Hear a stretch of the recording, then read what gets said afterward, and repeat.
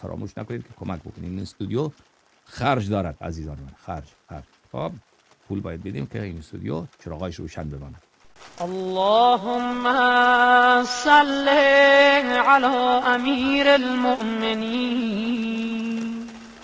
علی ابن ابی طالب اخی نبیک و ولیه و صفیه و وزیره و مستودع علمه و موضع سره و باب حکمته و الناطق بحجته